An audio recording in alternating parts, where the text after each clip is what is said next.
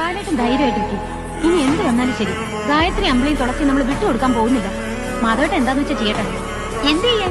ഞങ്ങൾ പോകുന്നില്ലെന്ന് പറഞ്ഞാൽ പോകുന്നില്ല. ഇനി ബലമായിട്ട് കൊണ്ടുപോകാനാണെങ്കിൽ കോടതിയുടെ പോലീസിന് സഹായം തരണം, അത്ര തന്നെ.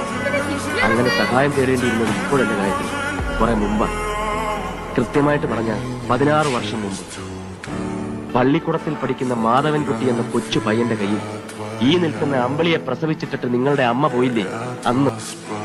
അതിനു മുമ്പ് നിങ്ങളെല്ലാം ഉപേക്ഷിച്ച് നിങ്ങളുടെ അച്ഛൻ പടിയിറങ്ങി പോയില്ലേ അന്ന്. ഒരാളും ഉണ്ടായിരുന്നില്ലല്ലോ അന്നൊന്നും നിങ്ങളെ സഹായിക്കാനും സംരക്ഷിക്കാനും. ഇപ്പൊ പോലീസ് വേണം, കോടതി വേണം. ഇങ്ങനെ ഒരു ഏട്ടനെ കിട്ടാൻ നിങ്ങളൊക്കെ തപസ്സിരിക്കണം, തപസ്.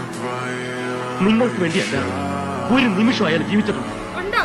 അയാൾക്ക് ഭാര്യ വേണം, കുടുംബം വേണം, കുട്ടികൾ വേണം എന്നൊരിക്കലെങ്കിലും അയാൾ ചിന്തിച്ചിട്ടുണ്ടോ? നശിക്കുകയാണ് മനുഷ്യൻ. നിങ്ങൾക്ക് വേണ്ടി സ്വന്തം ജീവിതം നശിപ്പിക്കുകയാണ് മനുഷ്യൻ. വിട്ടുതരില്ല, എന്റെ കുട്ടികളെ ഞാൻ ആർക്കും വിട്ടുതരില്ല. എന്റെ എല്ലാമാണ് അവര്. അവരില്ലാണ്ട് ഒരു നിമിഷം പോലും ഞാൻ കഴിഞ്ഞിട്ടില്ല.